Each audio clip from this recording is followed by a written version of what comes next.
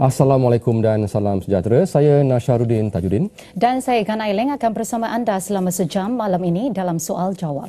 Mulai 1 April 2015, Cukai Barangan dan Perkhidmatan atau GST akan dilaksanakan menggantikan cukai jualan dan perkhidmatan sedia ada. Apakah rasional di sebalik pelaksanaan GST? Apa pula yang boleh dijangkakan oleh rakyat Malaysia daripada pengenalan cukai ini? Bagi menjawab persoalan ini serta memberi penerangan mengenai struktur percukaian berkenaan ialah Datuk Subramaniam Tulasi, Pengarah GST Jabatan Kastam Diraja Malaysia, dan Dr. Vivinderjit Singh, Perunding Cukai dan Pengerusi Teksan Malaysia Sendirian Berhad. Selamat datang ke soal jawab malam ini. Jadi Datuk, 8 bulan lagi menjelang pelaksanaan GST pada 1 April tahun 2015. Namun ramai lagi yang tidak faham ataupun keliru mengenai GST. Jadi Datuk, jelaskan apakah itu GST? Okey, GST ataupun cukai barang dan perkhidmatan adalah sejenis cukai kepenggunaan. Ya. Bila kita kata cukai kepenggunaan bermakna kita hanya perlu bayar cukai itu apabila kita membeli sesuatu barang ataupun menggunakan sesuatu perkhidmatan. Nah, apa yang penonton dan juga rakyat secara amnya perlu tahu ialah di Malaysia kita sebenarnya sudah ada pun dua jenis cukai kepenggunaan. Ya, iaitu cukai jualan dan cukai perkhidmatan yang sudah diamalkan lebih 40 tahun. Ya. Cukai jualan sebagai contoh telah diperkenalkan di Malaysia sejak tahun 1972. Banyak juga barang-barang yang dikenakan cukai jualan pada kadar 5%, 10%. Ya. Dan untuk cukai perkhidmatan pula sejak tahun 1975 lagi pada kadar 6%. Yeah. Cuma kebanyakan rakyat mungkin kurang sedar kita selama ini memang ada membayar cukai. Ya, sebab bagi barang-barang contoh, kita tak nampak cukai itu dalam resit apabila kita membeli barang. Sebab cukai itu sudah pun tergolong dalam harga barang. Yeah. Jadi apabila kita beli di peringkat peruncitan, cukai itu kita tidak nampak. Di sinilah letaknya kelebihan GST. GST akan memberi ruang kepada sistem percukaian itu untuk mengasingkan cukai itu daripada harga barang. Apabila itu berlaku, peniaga-peniaga tidak boleh lagi mengambil kesempatan. Sekarang rakyat tak tahu barang mana yang ada cukai, barang mana yang tidak ada cukai. Tapi harga mungkin meningkat. Ya, saya tak kata semua peniaga, ada peniaga yang mungkin mengambil kesempatan untuk menaikkan harga dalam sistem sekarang. Sebab sistem sekarang ni memberi ruang dan peluang kepada mereka ni untuk terus menaikkan harga. Ya. Tetapi di bawah GST kita ada mekanisme tertentu yang boleh mengawal kenaikan harga atau membendung kenaikan harga yang tidak terkawal. Jadi bagaimana Datuk ada lagi 8 bulan selepas akta GST diluluskan. Jadi bagaimana agaknya pemahaman mereka-mereka yang terbabit dalam GST ni seperti pengilang, pengeluar, peruncit, pemborong dan juga orang ramai? Okey. Bagi pengilang, rata-rata kita sebenarnya sudah mulakan program kesedaran ini sejak 2005 lagi. Apabila mula-mula diwawarkan bahawa GST akan dilaksanakan pada tahun 2007 sebab kita ada ramai pengilang-pengilang yang sudah pun dilesenkan di bawah Akta Cukai Jualan. So mudah bagi pihak kastam untuk mendekati mereka, dan dah lama dah kita juga telah bekerjasama dengan FMM, ya, ataupun Federation of Malaysian Manufacturers, ya, untuk membantu pengilang-pengilang di Malaysia untuk memahami GST. Malangnya di peringkat lain, pemborong dan juga peruncit ni, mereka ni agak lambat sedikit, ya, mengambil bahagian dalam program-program kami walaupun kita menganjurkan banyak program, ya. Dan mungkin di sini saya ingin mengatakan satu program yang kita namakan sebagai program handholding, iaitu program bimbingan khusus untuk peniaga-peniaga, ya. Sebab itu kita selalu membuat rayuan Ketua Pengarah saya, Datuk Seri Ghazali, selalu membuat rayuan. Tolonglah datang daftar lebih awal. Jangan tunggu sehingga 31 hari bulan Disember. Ya? Bila mereka datang awal, kita boleh memberikan peluang untuk mereka menyertai program Jadi Datuk, ini. bilakah program itu akan diadakan? Kita sebenarnya cadangan untuk mengadakan program ini sebenarnya kita ingin mulakan pada 1 Oktober. Ya, tahun ini juga. Sebab itu kalau boleh datanglah beramai-ramai, daftarkan diri dulu sebelum 30 hari bulan September. Itu sasaran kami. Ya, sasaran kami ialah 123,000 sebelum 30 September. Sasaran yang ditetapkan oleh custom. Ya. Ambillah peluang. So, sebagai pakar cukai, Dr. Virinda, benarkah GST ini satu sistem percukaian yang lebih telus, efisien dan efektif? Memang dari apa yang kita boleh lihat daripada negara-negara yang telah pun mengamalkan cukai GST ini, memang adalah satu cukai yang memang dikatakan efisien.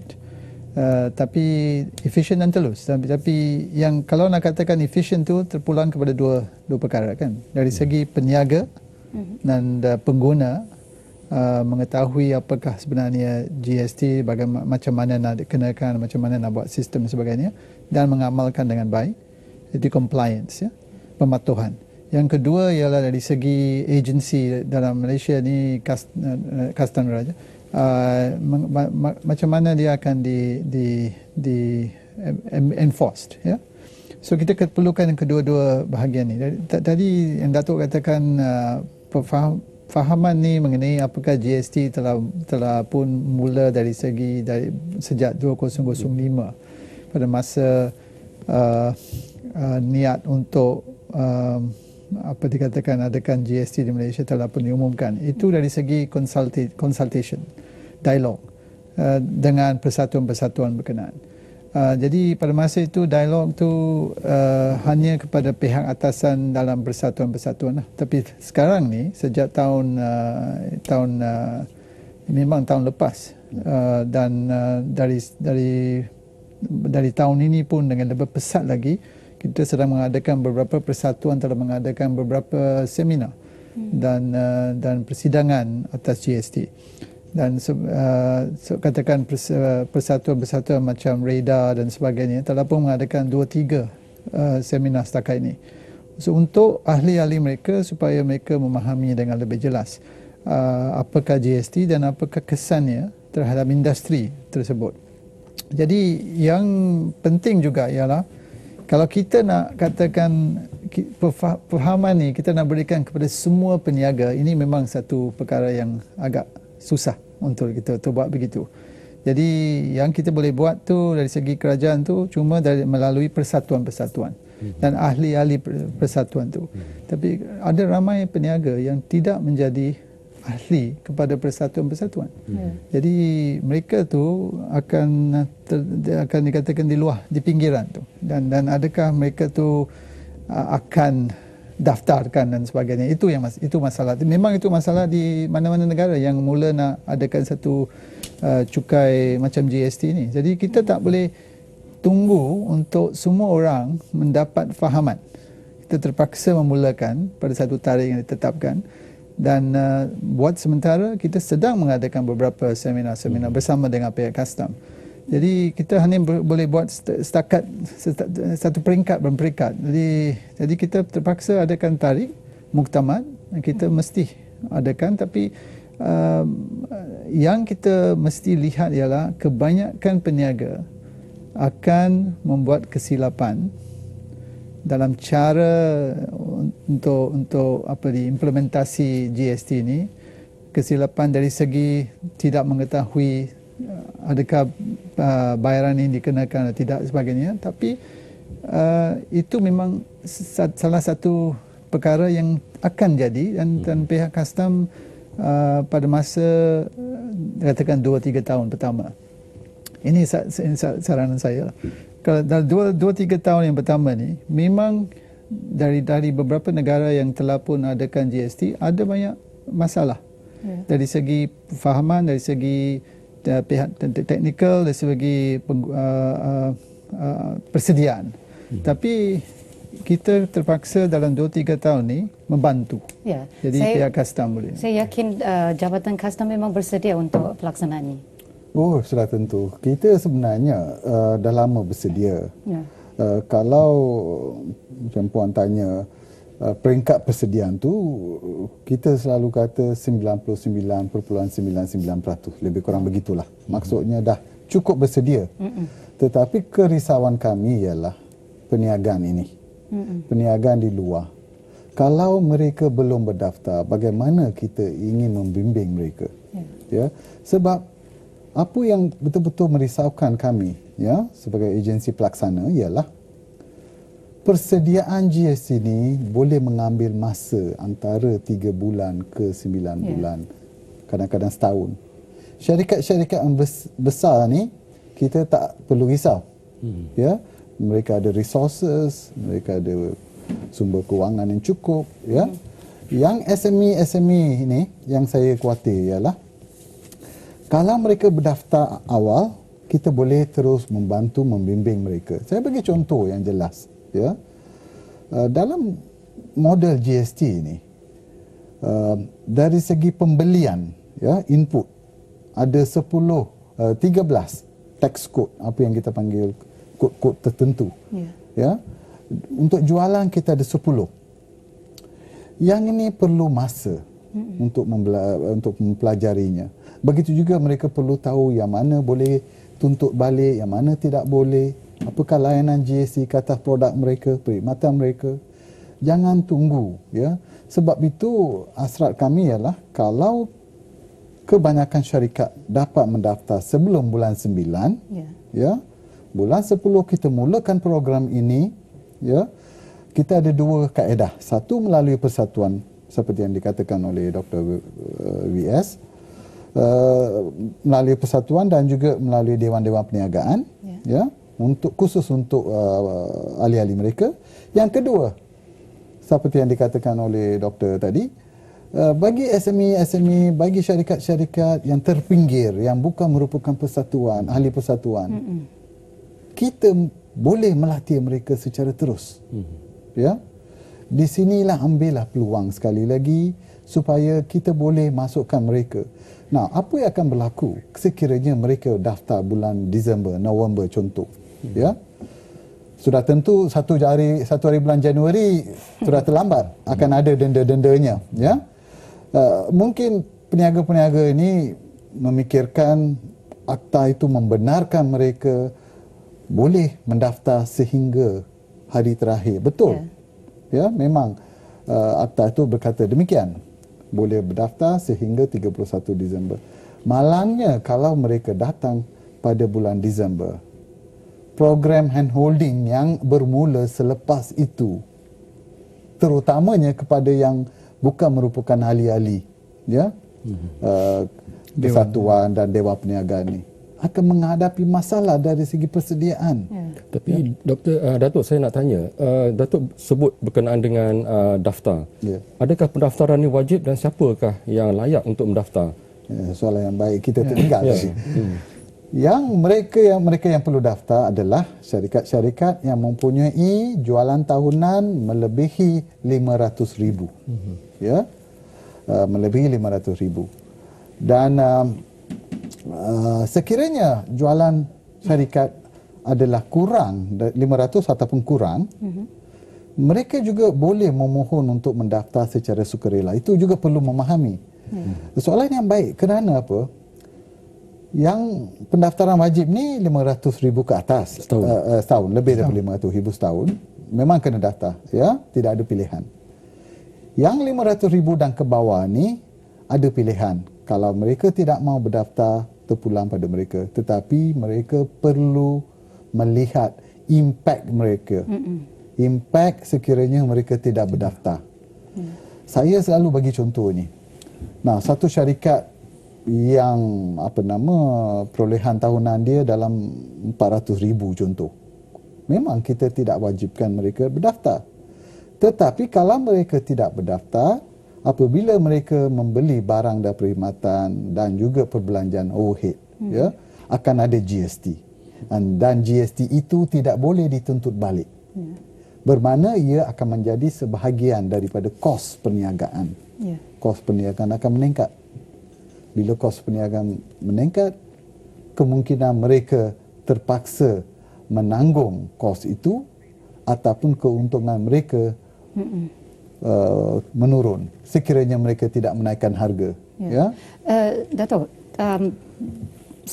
saya difahamkan Jabatan Custom mensasarkan lebih kurang 123,000 syarikat untuk berdaftar untuk GST menjelang akhir bulan September. Tapi sehingga kini angkanya mencecah 10,127. Apakah sebab penangguhan untuk syarikat-syarikat yang terbabit untuk mendaftar? Dr. Brinda? Saya rasa seperti yang Dato' katakan tu, ini ialah tabiat peniaga-peniaga di Malaysia ni.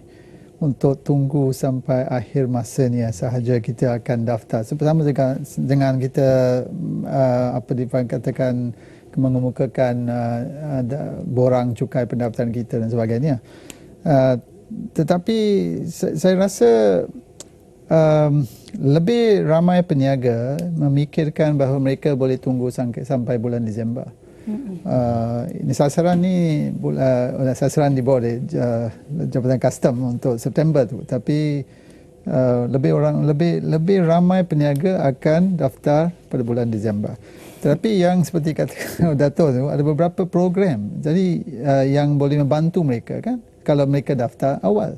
So perkara begini, saya rasa ramai daripada persatuan-persatuan mungkin tidak menyebarkan maklumat ni kerana memikirkan ini akan boleh dibaca dari surat khabar lah mana-mana. Ini rasa macam tak begitu penting untuk kita mengeluarkan satu circular ataupun masukkan dalam artikel dalam warta sebagainya. Kemungkinan itu satu masalah. Dari segi persatuan-persatuan itu tidak mengedarkan perkara ni dan tidak memberi utamaan dan tumpuan kepada perkara itu. So itu satu sebab kemungkinan. Yang lain tu memang tabiatlah, tunggu sampai akhir masa ni lah. Dan pada masa itu kalau dan orang juga fikir kita boleh dapatkan masa tambahan lah. Untuk GST ini yang masalah. So walaupun memang ada ke tak tambahan tu? Tidak ada penangguhan lagi ya. Ini dalam cukai pendapatan katakan. Untuk tidak dapat membayar, kita boleh dapatkan minta boleh masa untuk bayar melalui ansuran atau dan juga untuk kemukakan borang cukai pendapatan pun memang boleh menuntut masa katakan sebulan atau dua minggu supaya kita boleh tangguhkan. Pendaftaran online ya? Memang pendaftaran online dan amat mudah ya. Antara 5 hingga 10 minit ya. Sebab itu saya pun agak risau apabila beberapa persatuan ni baru-baru ni ada membangkitkan seolah-olah pendaftaran ni susah sangat. Nah, apa yang mereka perlu buat ialah melayari portal kita ya, GST. Lihatlah dulu ada multimedia untuk menunjukkan cara-cara pendaftaran itu, langkah-langkah pendaftaran itu. Lepas melihat video itu, cuba sebab very friendly. Dalam masa 5 hingga 10 minit dah siap dah. Ya. So amat mudah. Memang syarikat saya pun kita dah daftar. Boleh tanya Dr. Dalam bulan pertama bila Jabatan Custom katakan dah buka dari bulan Jun. Ya. Dan kita pun telah daftarkan. Dan memang tak ada masalah online dan kita dah dapat apa dipanggil sebagai nombor pendaftaran dan email selepas tu kerana SME, kalau SME kita boleh dapatkan voucher untuk membeli perisian dan jadi software. satu peringatan kepada syarikat yang belum daftar lagi, Dato' dengan Dr. Brinda, kita berehat seketika, teruskan bersama kami dalam soal jawab selepas ini. Bertemu kembali dalam soal jawab membincangkan struktur cukai barangan dan perkhidmatan GST bersama yang berbahagia Datuk Subramaniam Tonasi, Pengarah GST Jabatan Kastam Diraja Malaysia dan Dr. Virendrajit Singh, Pruning Cukai Malaysia. Jadi Datuk, saya nak tanya, apakah dia mekanismenya GST ni? Macam mana dia punya mekanisma? Okey, mekanisme GST ni, ya, kenapa GST ni selalu dikatakan sebagai satu sistem percukaian yang telus, ya? Kerana ia bukan merupakan satu kos kepada peniaga-peniaga. Sebab apa-apa cukai yang ditanggung oleh syarikat itu dinamakan cukai input, input tax. Dan cukai itu boleh ditolak daripada cukai output yang dikutip daripada jualan mereka. Jadi apa yang syarikat perlu bayar ialah cukai bersih, iaitu cukai output yang dikutip daripada pelanggan setelah ditolak dengan cukai input yang mereka telah bayar, yang mereka telah tanggung. Sebab itu GST juga dinamakan sebagai cukai tokok nilai, value added tax. Kerana sebenarnya apa yang mereka bayar adalah cukai ke atas tokokan, nilai tokokan yang dibuat oleh peniaga-peniaga itu. Jadi sistem GST itu, sebab tu ia dikatakan satu sistem yang begitu efisien kerana di setiap peringkat dalam rantaian bekalan itu cukai ini boleh diukur, ya, dan kita juga tahu, kerajaan juga boleh tahu siapa yang mengambil keuntungan yang berlebihan. Sebab kita boleh melihat berapakah cukai mereka yang bayar. Cukai yang mereka yang dibayar oleh peniaga ni sebenarnya adalah berasaskan kepada nilai tokokan tadi. Kalau nilai tokokannya besar, maka besarlah cukainya, ya. Sebab itu mekanisme GST yang membenarkan untuk menentut kembali cukai input menyebabkan sistem percukaian menjadi lebih telus dan akhirnya akan memberi banyak manfaat kepada pengguna-pengguna. Kalau kita melihat sistem percukaian sekarang, cukai jualan, ya, apabila pengilang menjual barang, cukai jualan itu akan melekat kepada harga barang. Apabila dia melekat, pemborong, harga 100, cukai RM10, kos dia adalah 110. Tetapi di bawah GST, pemborong, harga 100, cukai 600, RM6, kos dia masih RM100, bukan 106. Sebab RM6 itu boleh ditolak balik. Ya, kelebihan inilah yang menjadikan GST ini bagi satu sistem percukaian yang begitu popular. Satu dunia dah melaksanakannya. Ya, kita adalah antara negara yang terakhir sebenarnya. GST yang lebih telus. Yang lebih telus. Dato', ramai yang bimbang bahawa pelaksanaan GST akan menyebabkan lonjakan harga barang dan perkhidmatan. Dr. Virendra, adakah ia benar? Ya, seperti yang Dato' katakan tu, kalau kita lihat dari segi cukai yang sedia ada, cukai jualan atas barangan, dan sekarang kita adakan cukai GST yang akan mengambil alih dari segi cukai barangan tu.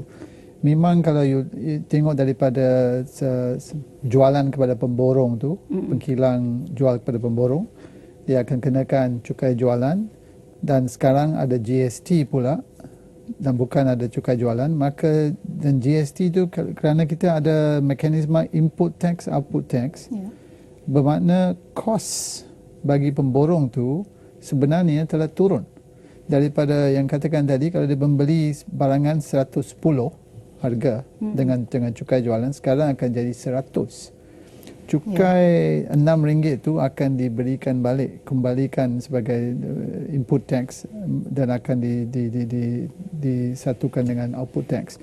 Jadi sebenarnya kos bagi pemborong akan turun, tapi masalah bagi semua orang ialah adakah pemborong ni memahami bahawa kosnya sebenarnya sepatutnya turun. Tapi ramai yang dijangka mengambil kesempatan. Ramai seperti peniaga-peniaga pada amnya akan cuma teruskan perniagaan seperti biasa, dan dia akan terus jual pada harga yang sama, dan mungkin akan naikkan harga lagi sebab nak ambil kesempatan, dan atas harga akhir tu dia akan tambah 6%. Tidak sama ada tidak memahami bahawa sebenarnya kosnya sepatutnya turun dan dia tidak akan sepatutnya naikkan harga langsung. Dan sebenarnya harga, kalau kita buat perkiraan tu, harga kemungkinan boleh turun sedikit.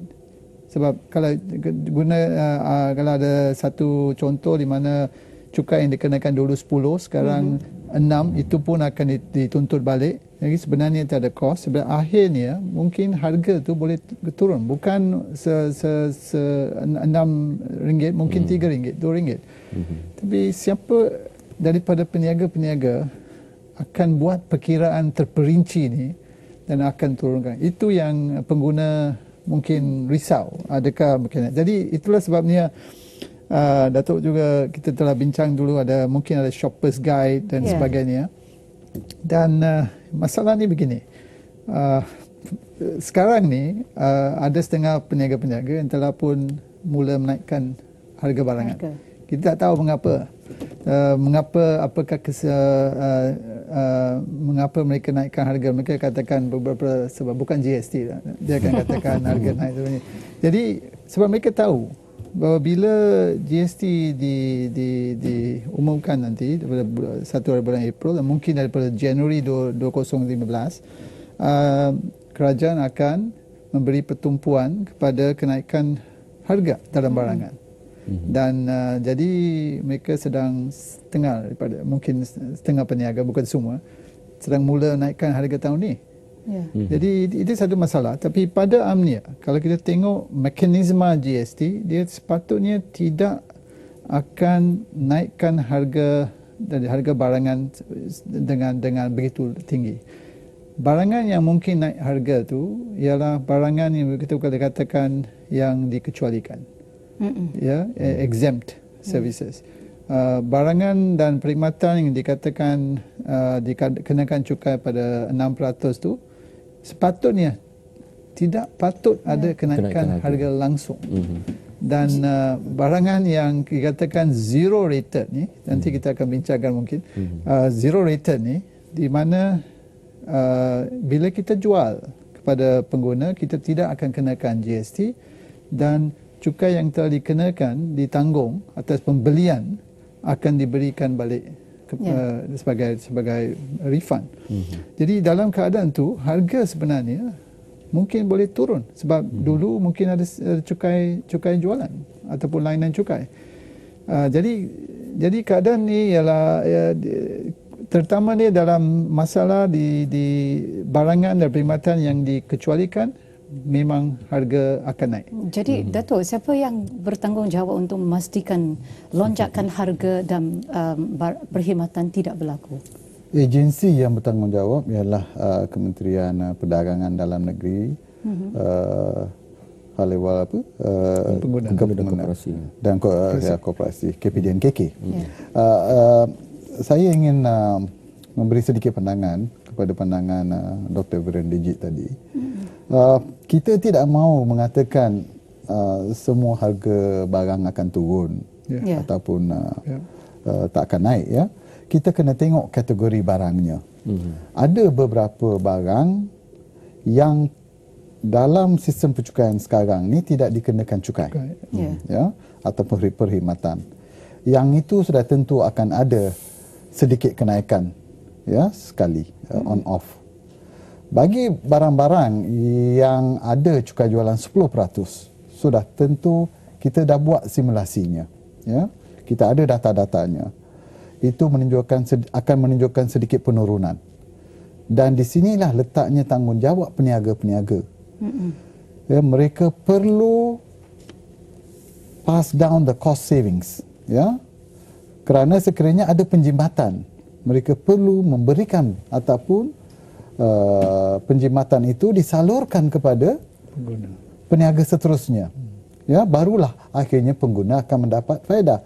So di sinilah letaknya Akta Kawalan Harga dan Anti Pencatutan, ya, 2011. Di sinilah letaknya peranan KPDNKK, dan kita sekarang ni sedang bekerjasama dengan kementerian ini, dan akta ini akan dikuatkuasakan secara serius, ya, sebab ianya lebih mudah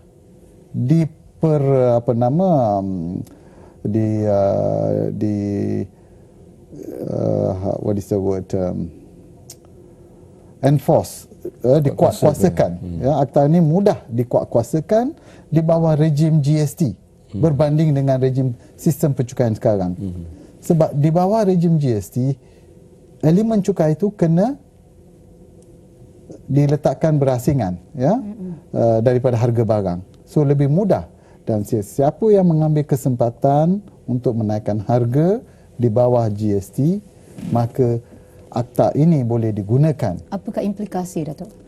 Implikasinya ialah amat besar, ya, sebab mereka boleh didakwa di mahkamah. Bagi peniaga-peniaga yang cuba untung lebih, mengambil keuntungan berlebihan, ya. Ada denda dan Ada dendanya, ya. Dan harapan kita sebagai agensi pelaksana dan juga harapan semua rakyat ialah supaya peniaga-peniaga yang tak jujur ni, yang mengambil kesempatan, ya, patutnya didakwa, patutnya dibawa ke muka pengadilan supaya menjadi satu pengajaran, ya, kepada yang lain. Sebab mengikut perkiraan kami, banyak barang-barang yang kerajaan memberikan kadar sifar zero rated. Dr. Virendrajit kata tadi, tidak ada guna kalau kerajaan memberi kadar sifar bermakna tidak ada cukai 1 sen pun, ya, bermula daripada peringkat penghilang, peringkat import sehingga sampai ke tangan pengguna. Kalau syarikat-syarikat dalam rantaian bekalan itu semuanya berdaftar, harga patutnya sama ataupun kurang sedikit, ya. Tapi Datuk, di mana-mana negara yang ingin melaksanakan GST, mereka sudah ada unjuran kenaikan indeks harga pengguna. Contohnya GST di Malaysia, indeks harga pengguna yang diunjurkan ialah 1.8. Begitu juga dengan Singapura sebelum ni, yang dilaksanakan GST pada 1994, unjurannya dah 5.5, tapi dia turun. Jadi adakah kita buat unjuran sedemikian? Memang ada. Pada awalnya, semasa pengumuman dalam belanjawan tahun lepas, Yang Amat Berhormat Perdana Menteri telah mengumumkan indeks akan meningkat sebanyak 1.8. Tetapi selepas pengumuman itu ada beberapa langkah yang dibuat oleh kerajaan, ya, dan juga saya percaya kerajaan akan mengumumkan beberapa lagi barang yang akan diberi taraf kadar sifar ni, zero rated. Tujuannya adalah untuk mengurangkan lagi kesan CPI ini ataupun indeks harga pengguna ni, ya. Dan apa yang kita harus ingat ni, so dia tak akan menjadi 1.8, malah jauh rendah daripada tu. Ya, saya tak mau umumkan lagi sebab jumlah barang yang berkadar sifar ni belum diumumkan, akan diumumkan oleh ada penambahan lagi. Ada penambahan, ya. Menjelang Oktober kan? Saya tak tahu, tunggu masa akan ada pengumuman daripada menteri. Itu masa belanjawan? Mungkin belanjawan, mungkin sebelum itu, 2015. ya. Paling lewat pun belanjawan lah. Itu saya boleh bagi tahu, ya. Mengambil contoh barang asas termasuk beras, gula, garam, minyak dan sebagainya, yang itu memang tidak dikenakan GST. Tapi bagaimana pula dengan kos pengangkutan daripada pengeluar kepada pengguna? Okey, di sini very good question. Saya pernah berada di satu seminar. Pada masa itu saya punya sesi dah habis, so turun ke bawah daripada pentas, duduklah. Sesi kedua ialah wakil daripada Persatuan Pengguna. Saya tak mau cakap lah Persatuan Pengguna mana. Beliau dalam sesi itu, beliau mengatakan walaupun barang itu diberi taraf kadar sifar, harga akan naik sebab ada kos-kos lain yang terlibat, contoh pengangkutan. Soalan yang dibangkitkan oleh Cik tadi. Okey, saya ingin menjelaskan di sini. Kita perlu faham apa tu GST. Dalam GST, bila kita beri taraf kadar sifar, cukainya tak ada ke atas jualan. Tetapi cukai inputnya boleh dituntut semula. Termasuklah cukai GST yang terlibat dalam pengangkutan ke overhead expenses ke apa-apa saja, tak kira. So peniaga tu boleh tuntut semula. Jadi di mana letaknya kos tambahan? Tidak ada. Cuma syaratnya ialah peniaga itu harus berdaftar Dan jujur. Ya, Datuk, dan jujur. kita berehat seketika, jangan ke mana-mana dan akan kembali selepas ini.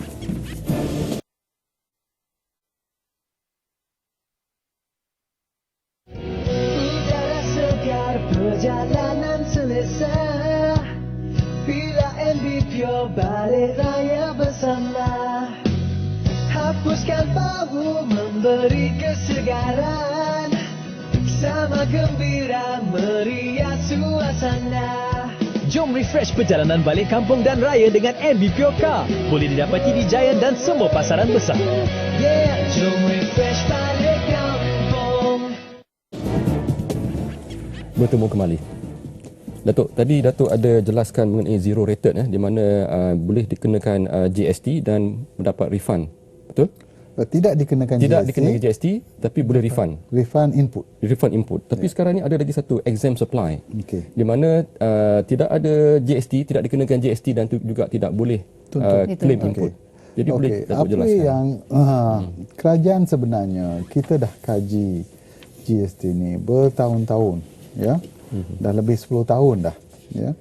Jadi kerajaan mengecualikan, ya, sektor-sektor perkhidmatan sahaja. Itu kena tahu.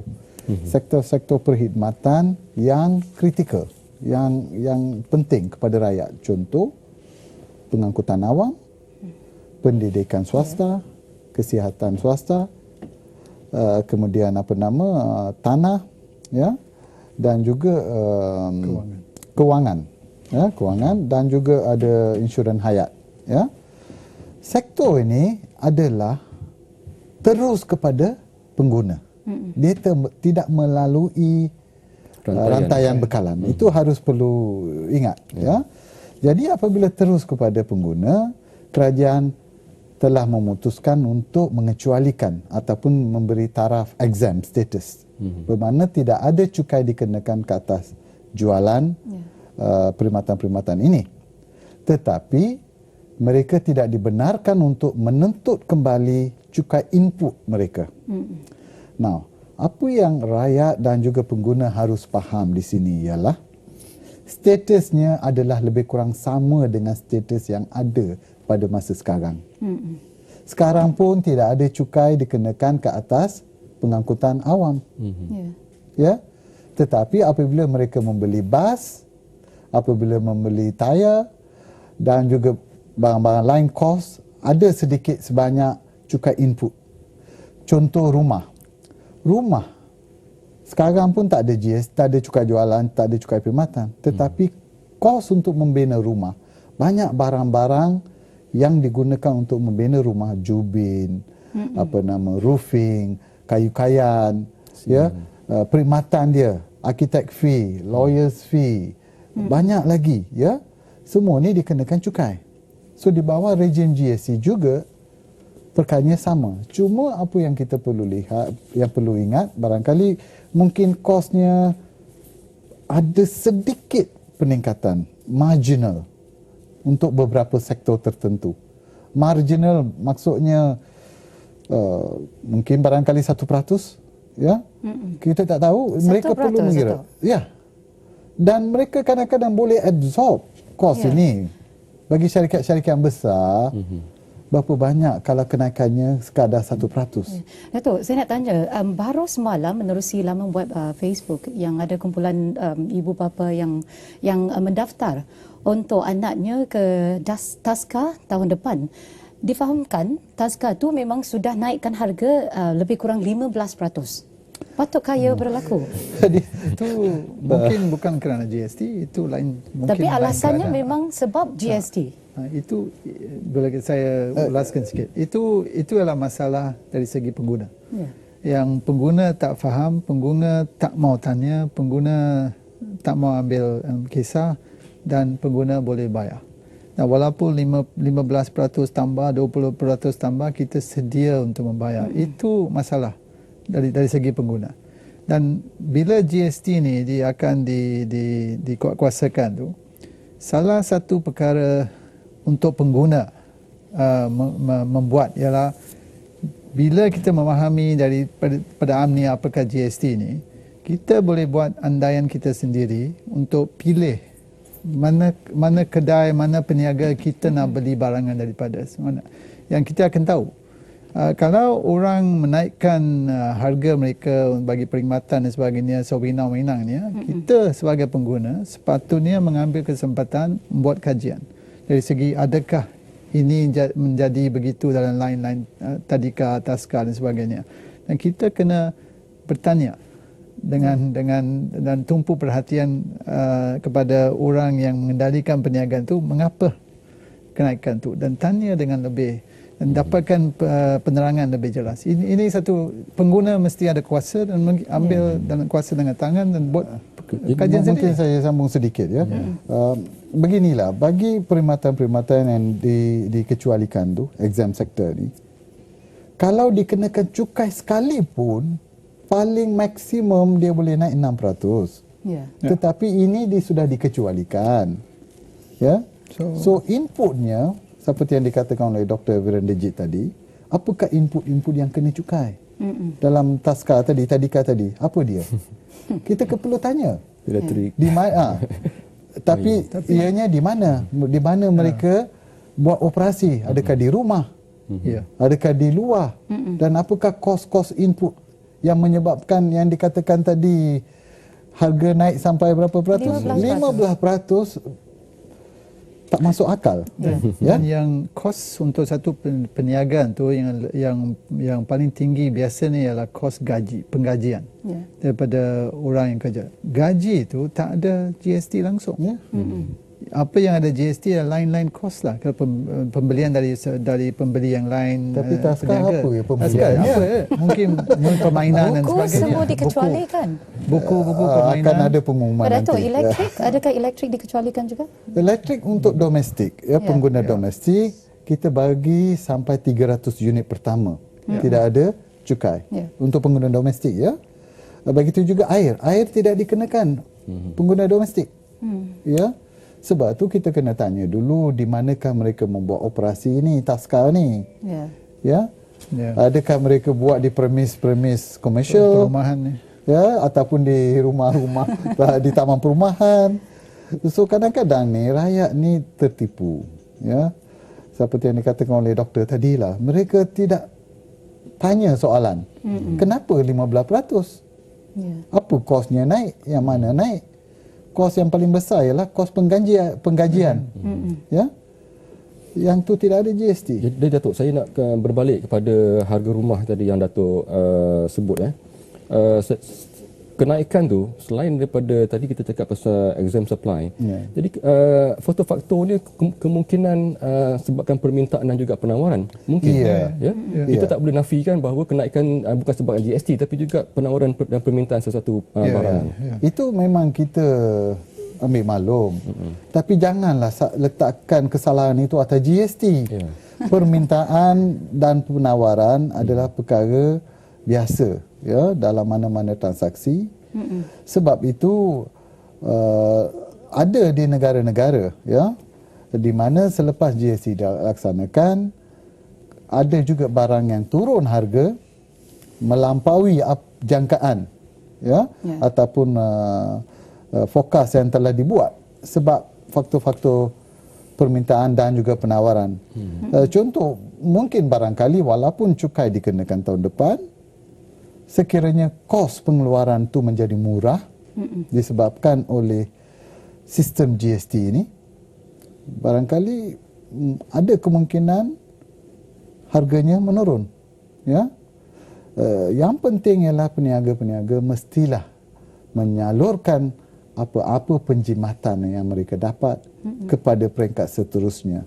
Ya, di sinilah letaknya peranan Akta Kawalan Harga dan Anti Pencatutan. Jadi Datuk, pelbagai bantuan akan diberi kepada golongan berpendapatan rendah termasuk pemberian BRIM dan one-off payment Cash. RM300. Ya, wang tunai. Adakah ia mencukupi untuk Okey. Lebih daripada mencukupi. Kita kena tahu ya, inilah maklumat-maklumat yang mungkin rakyat tidak begitu tak sampai barangkali. Okey. Apabila GST dikenakan, kita perlu lihat GST di Malaysia ni ialah bukan full blown version lah, ya. Bermakna very much diluted, ya. Sebab banyak barang perkhidmatan diberi kadar sifar yang dikecualikan. Lepas tu thresholdnya 500,000 ke atas, Kadarnya? ya. Kadarnya amat rendah, antara terendah di dunia. Jadi lepas tu ia merupakan satu cukai penggantian. Jangan lupa yang tu. Ia bukan segi tambahan ya. Bukan tambahan. Cukai jualan akan dihapuskan, cukai perkhidmatan akan dihapuskan. Bukan cukai baru. Ya, Bukan bukan cukai baru, ya. Ya. Dan kos sebenar tambahan memang ada sedikit. Ada sedikit, kita tak menafikan. Sebagai contoh, bagi mereka yang menerima gaji 2,000, ya, tambahan beban cukai tambahan ya adalah sekitar RM10 sebulan. ya. Kalau RM10 sebulan, setahun RM120. Kerajaan akan berikan wang tunai, bantuan wang tunai GST sebanyak RM300. Itu yang pertama. Kedua, kerajaan juga telah umumkan akan ada kenaikan dalam bantuan BRIM. Ya. Itu bagi golongan yang pendapatannya barangkali kurang 2,000, 3,000, penerima BRIM, ya.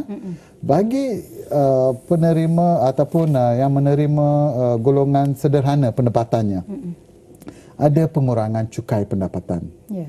Kita jangan lupa, antara 0.5% hingga 3% berbagai golongan pendapatan, ya.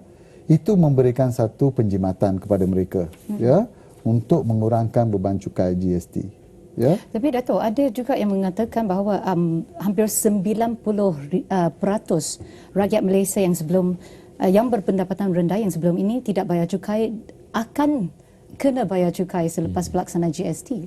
Mereka sebenarnya sudah pun membayar cukai. Yang mereka tak tahu Ya. sedang bayar cukai jualan tu. Ya. Kalau tidak, yang paling jelas doktor, kalau mereka tak percaya, pergilah mengunjungi fast food ni, restoran mana-mana lah, ya. Ataupun barangkali kalau ada telefon di rumah, cuba tengok bil telefon. Sudah ada cukai perkhidmatan 6%. Ya. Stesen TV berbayar, ya, paid television. Sudah ada 6%, parking. Banyak lagi perkhidmatan-perkhidmatan profesional sudah dikenakan, ya. Barang-barang ni cuma rakyat tak nampak cukai itu kerana saya dah jelaskan tadi, kerana cukai itu hanya dikenakan pada peringkat pengimport ataupun pengilang. So apabila barang itu melalui rantaian bekalan, cukai itu sudah masuk dalam harga barang. Ya. Jadi Datuk, GST ni pada pendapat saya lah, ada tak kemungkinan dia sebagai menuntut kita supaya berbelanja saya berhemah? Ya. Once you buy, you pay Memang. tax. Ya, itulah Dia kena konsep. kawal Consumption penghargaan. tax. Ya, itulah konsep cukai kepenggunaan. Ya. Apakah implikasi kepada ekonomi negara? Oh, ekonomi negara secara ringkas, ya.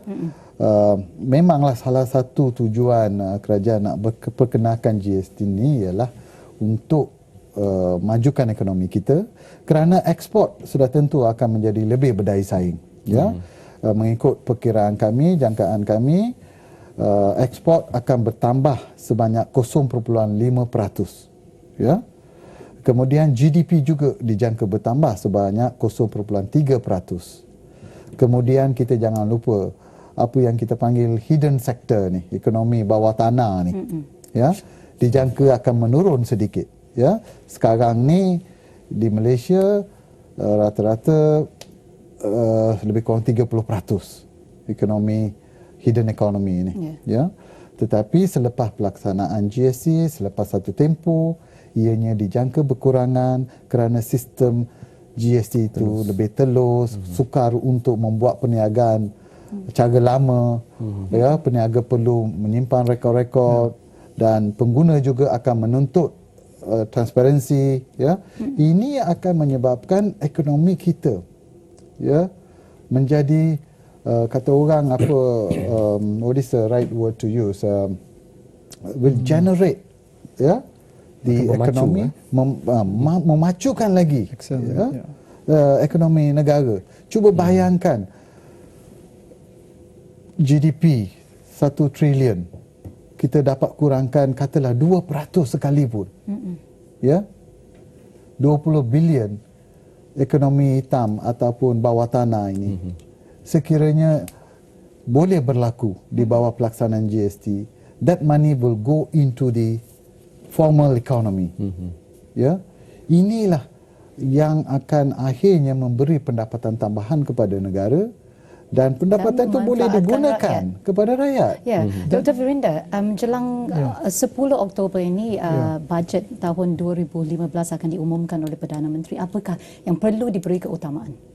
Dalam belanjawan ni sebenarnya saya rasa kita akan mendengar sedikit mengenai GST pun akan dibincang, dan mungkin bantuan kepada rakyat dari segi kos, menanggung kos, beban dan sebagainya. Tapi pada amnya belanjawan ini akan terus mengadakan apa dipanggil sebagai begitu banyak cara-cara yang digunakan untuk menaikkan taraf ekonomi seperti tahun-tahun yang lepas. Ini tidak akan berbeza dari segi apa yang kita telah lihat, tapi ada serba sedikit mengenai beban kos, dan mungkin kita lihat macam beberapa barangan yang diberikan kadar sifar saya rasa bagi GST bertambah dan mungkin pengumuman tentang bantuan BRIM dan sebagainya. Jadi yang lain tu ialah pengumuman yang telah dibuat tahun lepas mengenai pengurangan cukai pendapatan ini mungkin akan ditumpu perhatian lagi sekali, dan juga cukai corporate akan juga turun lagi 1%. Jadi ini saya rasa kerajaan terus akan beri tumpuan kepada perkara itu, dan mungkin ada beberapa insentif-insentif yang mungkin diberikan supaya menjanakan ekonomi. Tapi yang satu lagi yang saya nak tambah mengenai apa yang Datuk katakan, sebagai salah satu kebaikan dari segi GST ini ialah dari segi penyimpanan rekod. Dan sekarang ni kita boleh lihat beberapa SME dan sebagainya, penyimpanan rekod, taraf penyimpanan rekod dia kurang memuaskan. Dan dengan GST, bila mereka daftar, mereka terpaksa mengadakan penyimpanan rekod yang baik supaya bila ada audit ni mereka boleh diberikan penjelasan dan sebagainya. Dan ini akan memberi kesan kepada sistem cukai pendapatan. Dan mereka juga kena bayar cukai pendapatan atas keuntungan yang terperinci. Jadi ini akan memberi kesan pada ekonomi keseluruhannya. Ya, apapun sudah pasti Malaysia akan menyertai lebih 160 negara yang telah melaksanakan GST menjelang 1 April tahun 2015. Kami berakamkan setinggi penghargaan kepada tetamu kita pada malam ini yang berbahagia Datuk Subramaniam Tolasi, Pengarah GST Jabatan Kastam Diraja Malaysia, dan Dr. Virinda Jit Singh, Perunding Cukai Malaysia. Semoga penerangan mengenai pelaksanaan cukai GST ini memberi manfaat kepada semua yang menonton. Emailkan sebarang persoalan atau cadangan ke email sehingga berjumpa lagi minggu depan. Salam hormat dan salam.